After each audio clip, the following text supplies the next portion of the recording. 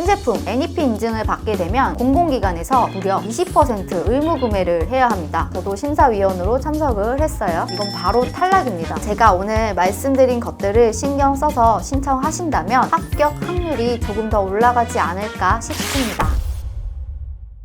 올해 1월 초쯤에 2025년 제1회 신제품 NEP 인증평가가 있었는데 제가 인증평가위원회 위원 자격으로 심사를 하고 왔습니다. 심사 후기라고 해야 하나? 신제품 NEP 인증 신청하는 기업들한테 조금 도움이 될 만한 이야기 하려고 합니다. 우선 NEP, New Excellent Product의 약자죠. 말 그대로 새로운 우수한 제품이라는 뜻입니다. 국가에서 정부가 기술력이 뛰어난 새로운 제품을 공적으로 인증해주는 제도인데요. 단순한 인증이 아니라 공공기관에서 우선적으로 구매할 수 있도록 법적 근거가 마련된 인증입니다.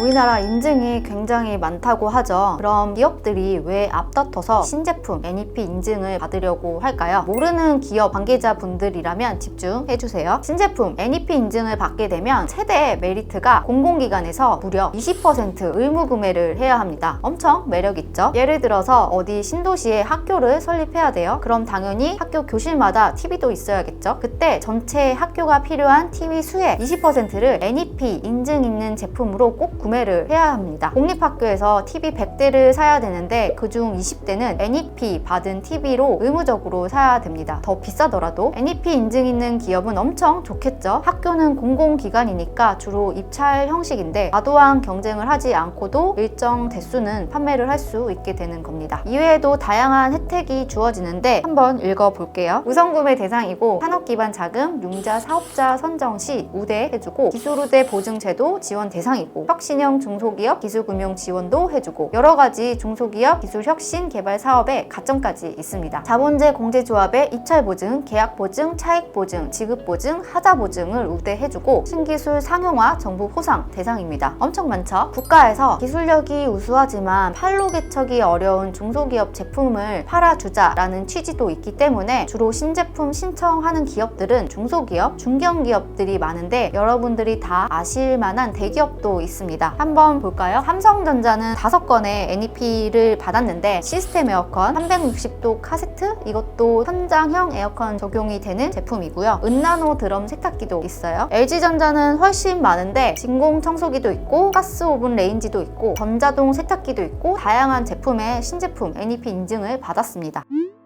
이렇게 혜택이 많은 만큼 합격은 정말 어려워요. 1년에 3번 모집을 하고 합격률은 10% 정도입니다. 2023년도까지 나온 통계표를 보면 합격하기가 상당히 어렵습니다. 기업들한테는 인증 중에서도 초고 난이도라고 들리고 있습니다. 그래서 신제품 인증 컨설팅 비용만 수천만 원이라고 하네요. 평가위원은 6명인데 대부분 해당 분야의 박사급 연구원이나 교수 등 기술을 잘 알고 있는 분들이고 변리사가 특허 전문가로 한 명이 참석을 합니다. 그래서 이번에 저도 심사위원으로 참석을 했어요. 심사 기준을 한번 보면 정량이 아니라 정성적이에요. 영상에 띄워드릴게요. 제가 참석했던 심사에서도 신청 기업이 모두 떨어졌는데 탈락 사유에 몇 가지 공통적인 부분이 있습니다. NEP 신제품 신청을 할 때 제품명, 모델 번호도 작성을 하고 신청 제품이 얼마나 우수한지를 나타내는 시험 인증서랑 제품을 판매한 이력, 세금 계산서로 제출을 해야 하는데 시험 인증서랑 세금 계산서에 나온 모델명이 다른 경우가 정말 많았습니다. 기업 입장에서는 판매하는 제품이 많아서 모델명이 섞이는 경우도 있을 텐데 평가위원들이 이것들도 다 체크를 하니까 모델명 통일시켜서 꼭 서류 제출하시기 바랍니다. 그리고 보통 시험 성적서 결과가 안 좋은 경우도 꽤 있었습니다. 연구원이나 교수 평가위원 분들이 엄청 잘 알고 계시잖아요. 이 수치, 이 값이면 일반적인 거 아니냐, 더 우수하다고 할 수 있냐라고 날카로운 질문 많이 하시고 까다롭게 보십니다. 그리고 어떤 신청 기업은 국내 최초라서 관련 시험 방법이 없다라고 하는 경우도 있는데 그럴 때는 신기술 NET 인증을 먼저 받거나 공인된 시험 기관과 함께 시험 방법을 같이 만들어서 시험을 하고 결과를 제출해야 합니다. 또 많이들 물어보시는 게 꼭 특허가 있어야 되냐라고 하는데 신청 조건을 보면 특허가 있어야 된다는 조건은 없죠. 그러니까 필수는 아닙니다. 하지만 사실상 있어야 해요. 신기술이 적용된 제품 제품인데 특허가 없으면 이상하죠? 특허가 없으면 기술성에서 높은 점수를 받기 힘듭니다. 또 특허가 있더라도 그 특허가 NEP 신청 대상인 제품에 반영이 돼야 합니다. 제출한 특허가 제품과 전혀 관계가 없는 경우도 있었어요. 예를 들면 평가 시간에 특허를 검토를 하는데 A 구성 때문에 등록이 됐는데 발표를 하실 때는 A 구성은 이 제품에서 중요한 부분이 아니라서 없다, 뺐다 라고 하면은 특허랑 제품이 매칭이 되지 않으니까 그 특허는 이번 NEP 신청과는 관련이 없는 거죠. 신뢰성이 떨어집니다. 특허랑 제품이 매칭이 안 되면 이건 바로 탈락입니다. 이렇게 되면 특허가 없는 것보다 못한 결과가 됩니다. 변리사 심사위원은 이 부분을 중점적으로 보거든요. 그래서 제가 오늘 말씀드린 것들을 신경 써서 신청하신다면 합격 확률이 조금 더 올라가지 않을까 싶습니다.